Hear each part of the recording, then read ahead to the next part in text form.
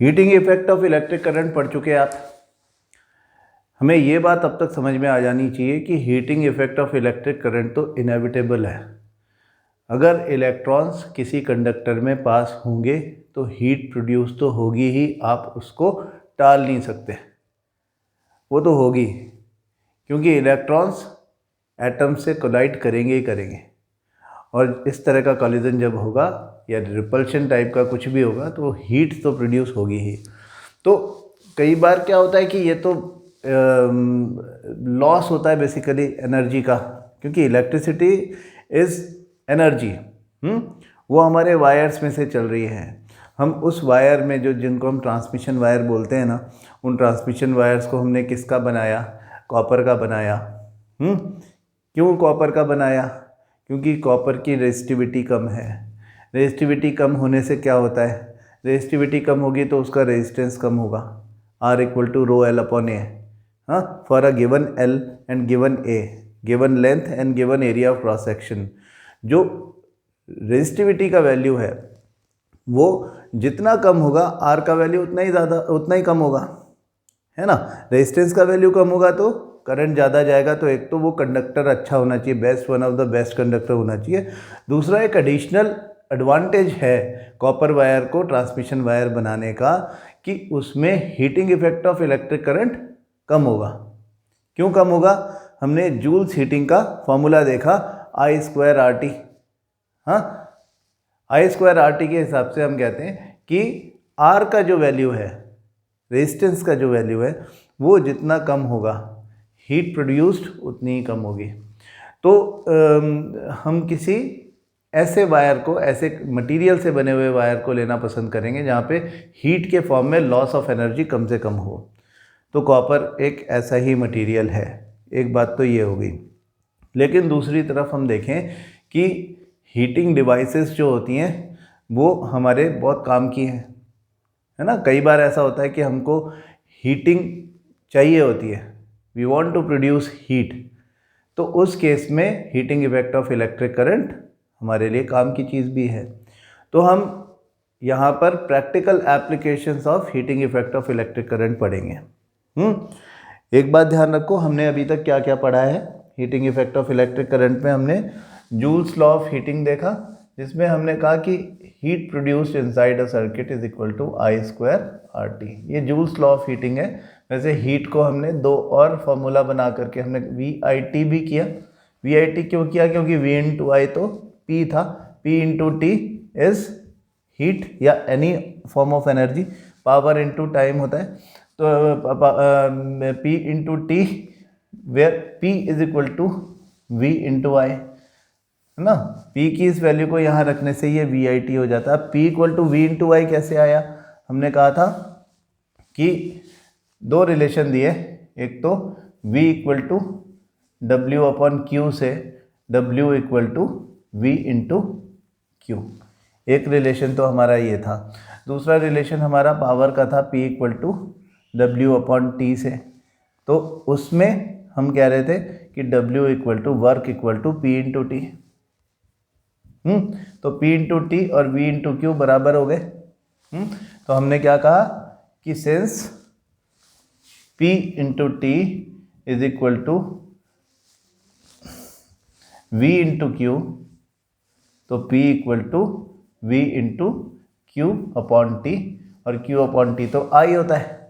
तो हमने लिख दिया P equal to V into I। ये P equal to V into I जब हम इस फॉर्मूला में H equal to P into T में लेके गए तो VIT हो गया।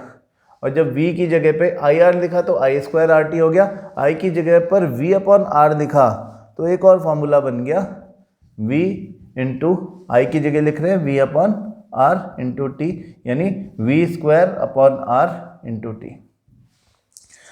तो जब हम क्वेश्चन एंड आंसर्स मतलब न्यूमेरिकल्स करेंगे उस समय हम थोड़ा सा देखेंगे कि कहाँ पर कौन सा फॉर्मूला यूज़ होता है हीट का, कहाँ पर हमको V² upon R into T use करना है और कहाँ पे हमको I²RT यूज़ करना है, कहाँ पे हमको VIT यूज़ करना है।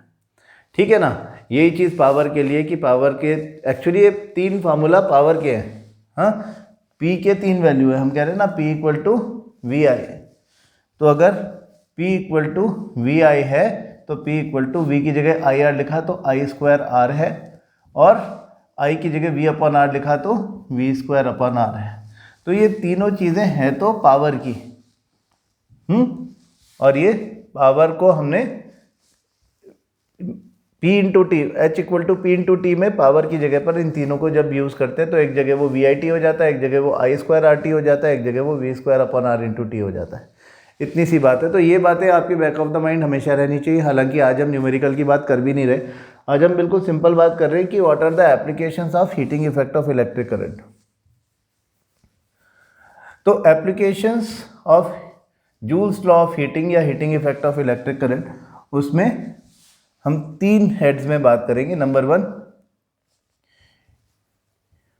हमारे जो हीटिंग अप्लायंसेस हैं,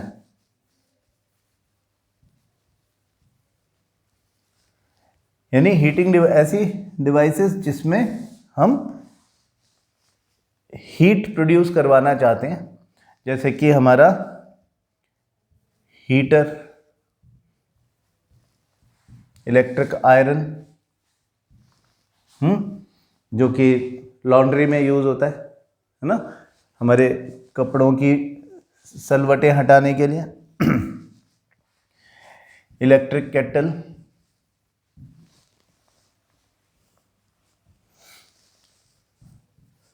टोस्टर, अवन, गीज़र। क्या है ये सब? ये सब हीटिंग डिवाइसेस हैं, हीटिंग अप्लायंसेस। यहाँ पे electrical energy is converted into heat, या electricity which is a form of energy is converted into heat which is another form of energy. हाँ, यानी हम कहते हैं कि all the electrical appliances are actually meant for converting electricity to a desirable form of energy. तो यहाँ पर heat हमारा डिजायरेबल फॉर्म ऑफ एनर्जी है, ये बात आप समझे। यहाँ पे हीट हमारा डिजायरेबल फॉर्म ऑफ एनर्जी है। तो आप देखो कि इलेक्ट्रिसिटी टू हीट आप कन्वर्ट कर रहे हो, तो आपको सर्किट कैसा चाहिए? Your circuit should be resistive circuit. हाँ, याद आ गया आपको रेजिस्टिव सर्किट? ऐसा सर्किट जो कि रेजिस्टर्स से ही बना हो। और रेजिस्टर क्या थे? Resistors are the conductors having a desirable resistance. Desirable resistance मतलब resistance greater than that of transmission wire. जो आपका ट्रांसमिशन वायर है कॉपर का, उससे ज़्यादा रेजिस्टेंस वाला कोई भी अप्रिशिएबल रेजिस्टेंस कहलाएगा। और ऐसा रेजिस्टेंस वाला जो कंडक्टर होता है हम उसको रेजिस्टर बोलते हैं। जो सर्किट सिर्फ रेजिस्टर से बना हुआ हो उसको रेजिस्टिव सर्किट बोलते हैं। और इसमें करंट को पास होने में बड़ी तकलीफ होती है। जब करंट इसमें से पास होता है तो बहुत सारी हीट प्रोड्यूस होती है। तो ये हीटिंग डिवाइसेस इस तरह से काम करते हैं।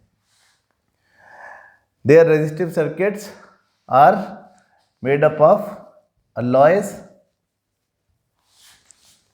with high melting points। Alloys ऐसे, जैसे कि हमने एक एग्जांपल लिया था नाइक्रोम, या कॉन्स्टेंटन। क्या है ये अप्लायंस, ये अलॉयज हैं विद हाई मेल्टिंग पॉइंट, जो कि रेजिस्टिव सर्किट बनाने में काम आएंगे।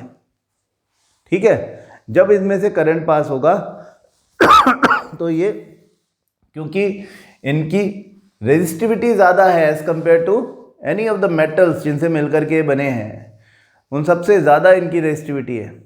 तो रेजिस्टिविटी ज़्यादा होने की वजह से इनका रेजिस्टेंस भी कंपैरेटिवली ज़्यादा होगा। और from the Joule's heating formula I square R T, R ज़्यादा for a given current and time, R ज़्यादा तो हीट भी ज़्यादा हीट प्रोड्यूस करना इनका काम है। ठीक है, तो first application of heating effect of electric current is heating appliances या हीटिंग डिवाइसेस। देन नंबर 2 हमारा फिलामेंटस बल्ब, फिलामेंट वाला बल्ब। आपने देखा ही होगा कि ऐसा बल्ब जिसमें इस तरह का एक फिलामेंट होता है और वो जो फिलामेंट होता है वो एक ग्लास कवर के अंदर बंद रहता है, ठीक है। तो वो जब इस ग्लास कवर के अंदर बंद रहेगा तो ये बेसिकली एक ऐसे मटेरियल का बना हुआ है, एक इस तरह के मटेरियल का बना हुआ है जिसका एक तो मेल्टिंग पॉइंट बहुत ज़्यादा हो, हाँ, और दूसरा वो उस जितनी हीट उसने कंज्यूम करी है, यहाँ पे हीटिंग इफेक्ट का मतलब समझो कि उसने जो हीट कंज्यूम करी है उसमें से मैक्सिमम हीट जितना पॉसिबल हो उतनी हीट को वो रिटेन कर सके, हाँ, जिससे जिस वजह से वो ग्लो करने लगता है। Some of the energy is converted into light also, तो वो थोड़ी सी एनर्जी जो लाइट में कन्वर्ट होती है वही इसको ग्लो करने में हेल्प करती है। Most of the energy is wasted in the form of in the form of heat, but we can't help, वो तो होगा ही। आपने एक यहाँ पर जो फिलामेंट बनाते हैं that is made up of tungsten metal. Tungsten is a metal, इसका सिंबल W है, इसको हम वोल्फ्राम बोलते हैं, वोल्फ्राम। वोल्फ्राम की वजह से इसको W लिखा है, वैसे टंगस्टन। तो टंगस्टन जो है उसका मेल्टिंग पॉइंट बहुत हाई है, 3380 डिग्री सेल्सियस, है ना, आपकी बुक में लिखा हुआ है ये सब।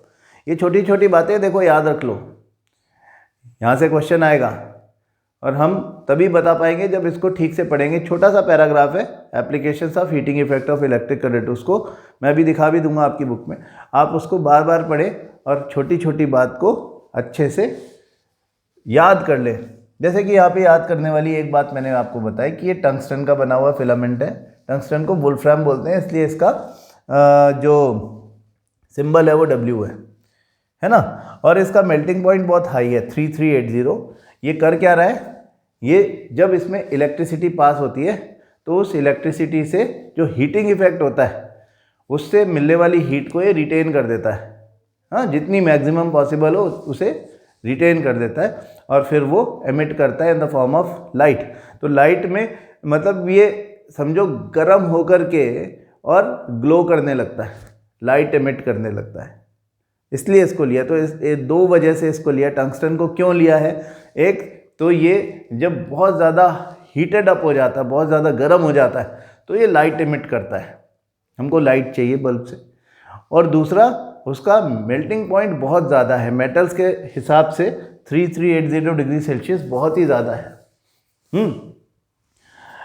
This bulb is supported by some insulating material, यहाँ पर यहाँ पे कुछ इंसुलेटिंग मटेरियल, यानी ऐसा मटेरियल जिसमें करंट पास नहीं होता हो और हीट भी पास नहीं होती हो। इंपॉर्टेंट बात तो यह है कि हमें इसका ये इंसुलेटिंग मटेरियल का पर्पस क्या है, thermal isolation of the filament. Important बातें याद रखो, इंसुलेटिंग मटेरियल लगा करके हमने क्या किया है, थर्मल आइसोलेशन कर दिया। और दूसरी इंपॉर्टेंट बात कि इसमें हम नाइट्रोजन और आर्गन गैस फिल कर देते हैं, किस लिए, to prolong the life of the filament.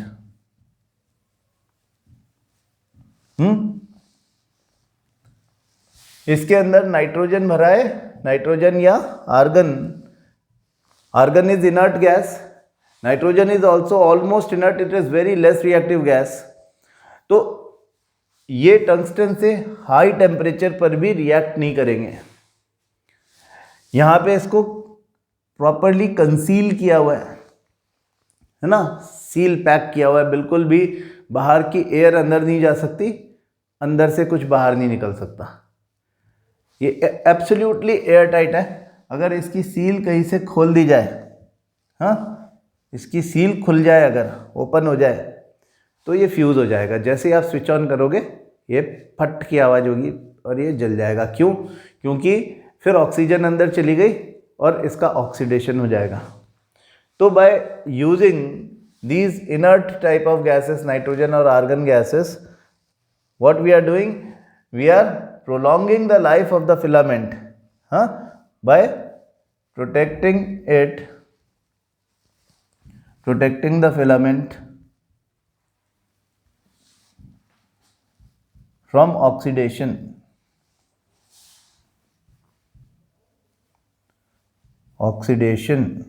Oxygen के साथ में रिएक्शन से बचाने के लिए, और सिंपल वर्ड्स में बोलें तो बर्निंग, जलने से बचाने के लिए, हाँ, हम ऐसा कर रहे हैं to avoid oxidation.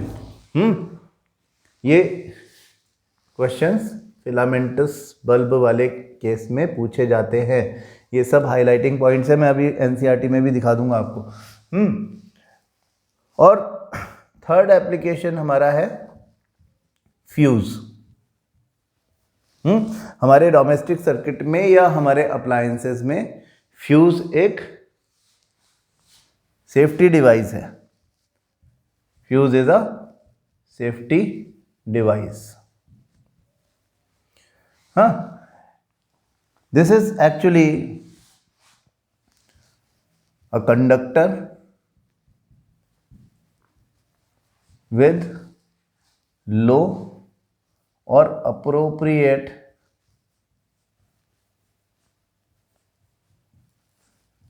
melting point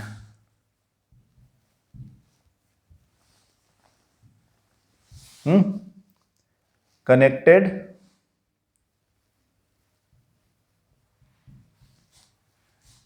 in series at the entry point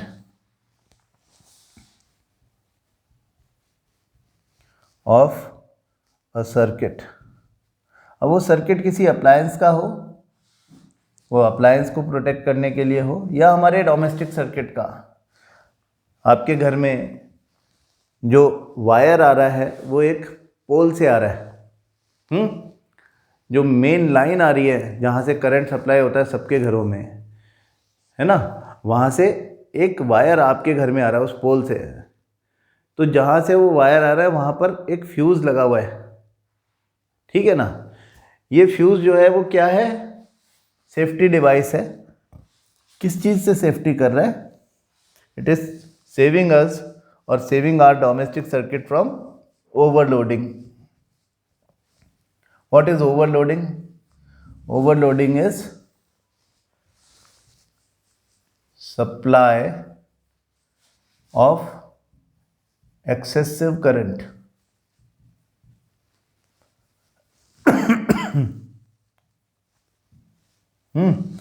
जब सप्लाई ऑफ एक्सेसिव करंट, यानी कि जितनी डिजायर्ड वैल्यू ऑफ करंट है उससे ज़्यादा करंट कभी आ जाए, अनवांटेड करंट अगर आ जाए, तो हम कहते हैं ओवरलोडिंग हो गई। This overloading can be dangerous for the circuit. ये सर्किट को बर्न आउट कर देगी। आपने देखा होगा कई बार चिंगारियाँ निकलने लग जाती हैं। ओवरलोडिंग क्यों हो सकता है? ओवरलोडिंग के पीछे रीज़न हो सकते हैं, है ना। ओवरलोडिंग के पीछे सबसे इंपॉर्टेंट रीज़न है शॉर्ट सर्किट। शॉर्ट सर्किट मतलब लाइव और न्यूट्रल वायर आपस में डायरेक्ट कनेक्ट हो जाए, उसको हम शॉर्ट सर्किट बोलते हैं। और वो कैसे भी कनेक्ट हो सकता है ना। Short circuit is one of the reasons जिसकी वजह से ओवरलोडिंग होता है। क्योंकि जब लाइव और न्यूट्रल वायर आपस में डायरेक्ट कांटेक्ट में आते हैं तो जो पूरे सर्किट का जो रेजिस्टेंस है, इफेक्टिव रेजिस्टेंस, वो एकदम से कम हो जाता है, मिनिमम हो जाता है। और इस वजह से जो करंट है वो एक्सपोनेंशियली हाई हो जाता है। तो इस वजह से I²RT बहुत ज़्यादा, यानी हीट बहुत ज़्यादा हो जाती है और फिर चिंगारियाँ निकलने लगती है और कई बार आग भी लग जाती है। तो ओवरलोडिंग होगी शॉर्ट सर्किट की वजह से। ओवरलोडिंग हो सकती है इस वजह से कि एक्सटर्नल सोर्स जो है वहाँ से ही ज़्यादा सप्लाई हो जाए। हाँ, और ओवरलोडिंग इस वजह से भी हो सकती है कि आपने एक सिंगल सॉकेट पर multiple appliances of high power लगा दिए, सबको एक ही जगह पे जोड़ दिया, तो वो सब अपने अपने पावर के हिसाब से ज़्यादा करंट खींचेंगे एक ही लाइन पे, तो इस वजह से भी इस वजह से भी ओवरलोडिंग हो सकती है। तो ओवरलोडिंग अगर हो जाएगी तो अगर वो किसी अप्लायंस में हो रही है तो उस अप्लायंस को नुकसान पहुंचेगा, उसका सर्किट जल जाएगा। अगर वो हमारे डोमेस्टिक सर्किट में एंटर करिए तो हमारा सर्किट जल जाएगा। तो हमें अपने सर्किट को प्रोटेक्ट करना है, मतलब हमारे सब अप्लायंसेस ख़राब हो जाते हैं। आपने कभी न्यूज़पेपर में शायद पढ़ा हो, हाँ, कि ओवरलोडिंग की वजह से विद्युत उपकरण फूके मतलब जल गए। क्यों जल गए? क्योंकि ज़्यादा current, excessive supply of current हो गया है घर में। किस वजह से हुआ है वो बाद में देखेंगे, लेकिन हो तो गया है। तो ऐसा कई बार न्यूज़ में भी आता है ना। तो ये फ्यूज़ जो है ये हमको उससे बचा रहा है। कैसे बचा रहा है भाई? कि ये कंडक्टर है विद लो और अप्रोप्रिएट मेल्टिंग पॉइंट, कि हमने डिसाइड किया हुआ है। अप्रोप्रिएट वर्ड मैंने क्यों यूज़ किया है कि हमने ये डिसाइड किया, समझो कि हमारे सर्किट में 3 एम्पियर से ज़्यादा करंट नहीं जाना चाहिए, ठीक है ना। तो ये प्री डिसाइडेड वैल्यू है, ये डिज़ायरेबल अमाउंट ऑफ करंट है जो मैक्सिमम एक साथ आ सकता है हमारे सर्किट में। अगर कभी किसी कारण, वही जो रीज़न हमने बताया कि शॉर्ट सर्किट या एक्सेसिव सप्लाई हो गया है बाहर से, हाँ, एक्सटर्नल सप्लाई ज़्यादा हो गई है, या फिर multiple appliances of high power हमने गलती से एक ही सॉकेट पे अटैच कर दिए हैं, तो ऐसी कंडीशन में जब 3 एम्पियर से ज़्यादा करंट एंटर होने की कोशिश करेगा तो हमारा ये फ्यूज़ जो है which is appropriate melting point या लो मेल्टिंग पॉइंट वाला कंडक्टर है, जो कि सीरीज़ में लगा हुआ है, सारा करंट उसमें से ही होकर के जाए इसलिए सीरीज़ में लगा हुआ है, तो वो मेल्ट होकर टूट जाता है और आपके इंटरनल सर्किट में एक्सेसिव सप्लाई ऑफ करंट हो ही नहीं पाती। हाँ, तो fuse is a safety device. ये जूल्स हीटिंग पर, यानी heating effect of electric current पर काम कर रहा है। Connected in series at the entry point of a circuit, है ना, जो कि टूट जाएगा जैसे ही एक्सेसिव अब देखो क्या होता है कि हर फ्यूज की एक एम्पियर रेटिंग होती है। हाँ, जैसे कि अभी मैंने बोला 3 एम्पियर, वो उसकी एम्पियर रेटिंग है। 1 ampere, 2 ampere, 3 ampere, 5 ampere, 10 ampere, ये हमारे डोमेस्टिक सर्किट के लिए मिलने वाले अलग अलग फ्यूज हैं। हाँ, फ्यूज की एम्पियर रेटिंग क्या है? The maximum amount of current allowed to pass through a fuse। वो उस फ्यूज की एम्पियर रेटिंग हो गई कि हमने डिसाइड कर लिया 5 एम्पियर से ज़्यादा नहीं जाने देना है हमारे अप्लायंसेस का। हमने काउंट किया कि कितने अप्लायंसेस हैं, कि हमने 5 पंखे लगा रखे हैं, 2 ट्यूबलाइट लगा रखी है, एसी भी एक लगा हुआ है, टीवी भी चलता है, फ्रिज भी चलता है, सबको हमने जोड़ जाड़ करके हमें पता चला कि हमारा जो है वो अप्रॉक्सीमेटली 4-4.25 एम्पियर का करंट, हम इन सबको एक साथ चला दें अगर, है ना। ऐसे तो नहीं करते हम नॉर्मली, लेकिन आपने समझो डिसाइड किया कि आज तो हम ऐश करेंगे, हम सारी लाइटें जला देंगे, सारे घर के एसी भी चला देंगे, सारे बल्ब जला देंगे, घंटी भी बजाते रहेंगे टिंग टिंग टिंग टिंग करके, सब जितने अप्लायंसेस हमारे घर में सब के सब एक साथ चलेंगे, अवन भी चलेगा, फ्रिज भी चलेगा, सब चलेगा, है ना। तो क्या होगा कि फिर सबको मिला दिया तो मैक्सिमम करंट कितना, सबका पावर जो है ना, P = V × I, हमारे पास एक फॉर्मूला है P = VI।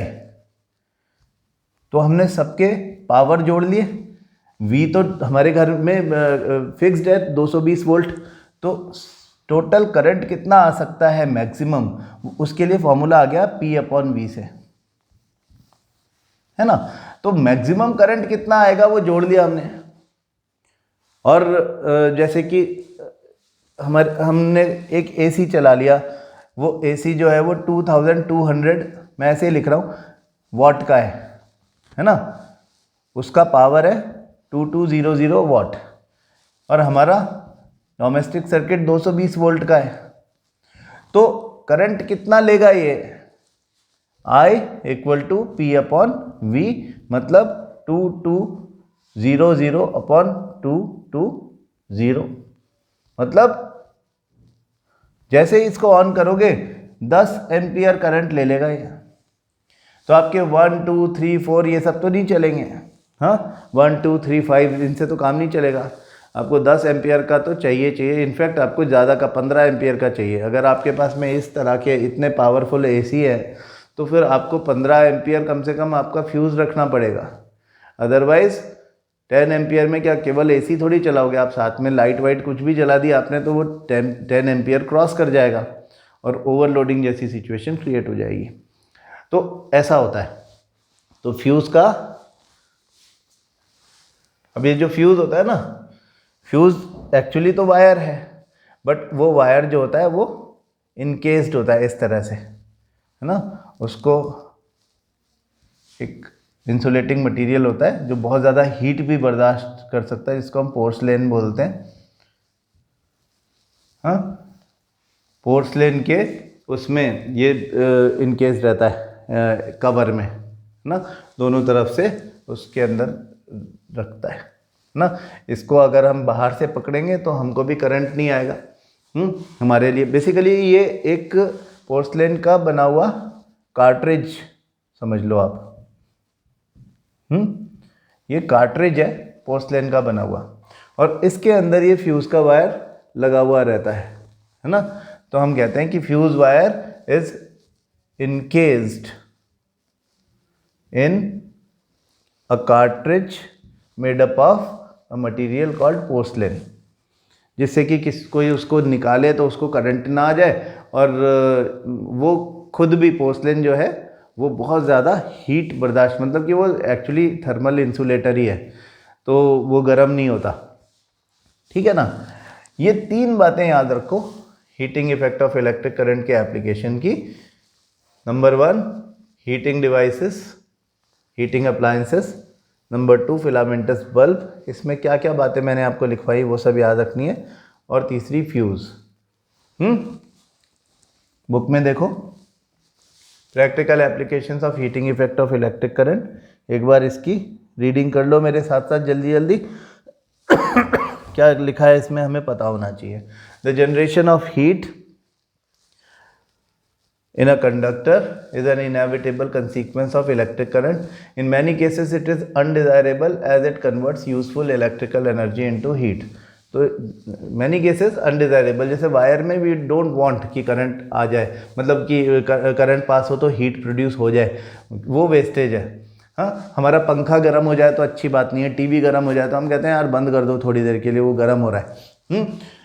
In electric circuits, the unavoidable heating can increase the temperature of the components and alter their properties. However, heating effect of electric current has many useful applications. The electric laundry iron, ये heating devices है, हाँ, electric toaster, electric oven, kettle and electric heater are some of the familiar devices based on Joule's heating. ये सब बात तो हम कर भी चुके। The electric heating is also used to produce light. ये हमारे फिलामेंटस बल्ब वाली बात है। In an electric bulb, here the filament must retain as much of heat generated as is possible so that it gets very hot and emits light, है ना। Filamentous bulb कैसे काम करता है कि ये जो हीट जनरेट होती है उसको रिटेन कर लेता है as much as possible so that it gets very hot and starts emitting light. It must not melt at such high temperature. A strong metal with high melting point such as tungsten, which has melting point 3380 degrees Celsius, is used for making bulb filaments. ना, ये आपको याद रखने की बात है। The filament should be thermally isolated as much as possible using insulating support. The bulbs are usually filled with chemically inactive nitrogen and argon gases to prolong the life of filament, हाँ, oxidation को avoid करने के लिए। Most of the power consumed by the filament appears as heat but a small part of it is in the form of light radiated. ठीक है, concept clear हो जाएगा। आप ध्यान से पढ़ेंगे, इस चीज़ को बार बार पढ़ो, आपको सब ध्यान में आ जाएगा। अनदर कॉमन एप्लीकेशन, तो दो बातें हो गई, अब तीसरी बात फ्यूज़ की हो गई। Joule's heating is the fuse used in electric circuits. It protects circuits and appliances by stopping the flow of any unduly high electric current, है ना। excessive supply of electric current को रोकता है, उससे सर्किट को प्रोटेक्ट करता है। The fuse is placed in series with the device. It consists of a piece of wire made of a metal or an alloy of appropriate melting point, for example aluminium, copper, iron, lead, etc. If a current larger than the specified value flows through the circuit, the temperature of the fuse wire increases. This melts the fuse wire and breaks the circuit. The fuse wire is usually encased in a cartridge of porcelain or similar material with metal ends. The fuses used for domestic purposes are rated as 1 ampere, 2 ampere, 3 ampere, 5 ampere, 10 ampere, etc. For an electric iron which consumes 1 kilowatt electric power when operated at 220 volt, a current of 1000 upon 220 ampere, that is 4.54 ampere will flow। जो मैं अभी आपको बता रहा था वही चीज़ है, मैंने 2.2 किलोवाट लिया था, इन्होंने 1 किलोवाट लिया है, हाँ। will flow in the circuit. In this case a 5 ampere fuse must be used। तो ये जो है ना, ये सब इसमें से ज़रूर क्वेश्चन आएगा, ये बात मैं आपको अभी बोल रहा हूँ। तो आप इसे बहुत ध्यान से पढ़ो, हर बात जो मैंने आज बताई है वो आपको बिल्कुल अच्छे से याद होना चाहिए। इसमें जहाँ पर हाईलाइट करना है आप कर लो, मैंने आपको बता दिया, सब चीज़ें इंपॉर्टेंट है। बार बार पढ़ो इसको, 2 बार 3 बार पढ़ो और लिख करके रख लो इस चीज़ को शॉर्ट नोट्स की फॉर्म में, ठीक है। कल हम इलेक्ट्रिक पावर के बारे में बात करेंगे। Thank you.